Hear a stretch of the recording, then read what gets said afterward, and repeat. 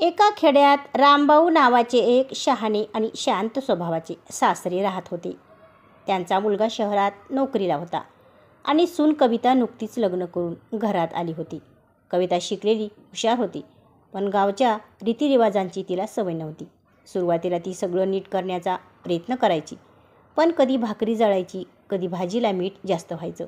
शेजारच्या बायका कुजबुजायच्या, आजकालच्या मुलींना घरकाम येतच नाही. कविता हळूच रडायची. तिला वाटायचं, मी कितीही प्रयत्न केला तरी मी चुकीचीच ठरते. एके दिवशी भाकरी परत जळाली. सासूबाई रागावणार इतक्यात रामभाऊ हसत म्हणाले, अगं, ही भाकरी मला दे, मला तर जरा खरपूसच आवडते. कविता आश्चर्यचकित झाली. तिला माहीत होतं की ते खोटं बोलत आहेत. त्या रात्री रामभाऊ अंगणात बसले होते. कविता पाणी घेऊन आली. ते शांतपणे म्हणाले, कविता, चूक करायला भिवू नकोस. नवीन माणूस नवीन जागी येतो तेव्हा वेळ लागतोच. तू प्रयत्न करतेस हेच मोठं आहे. कवितेच्या डोळ्यात पाणी आलं. बाबा, मला वाटायचं तुम्ही माझ्यावर नाराज असाल. रामभाऊ हसले.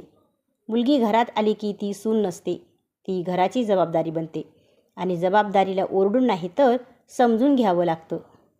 हळूहळू कविता सगळं शिकली. घरात आनंद वाढला. शेजाऱ्यांनाही बदल दिसू लागला. लोक म्हणू लागले, रामभाऊच्या घरात खूप शांतता आहे.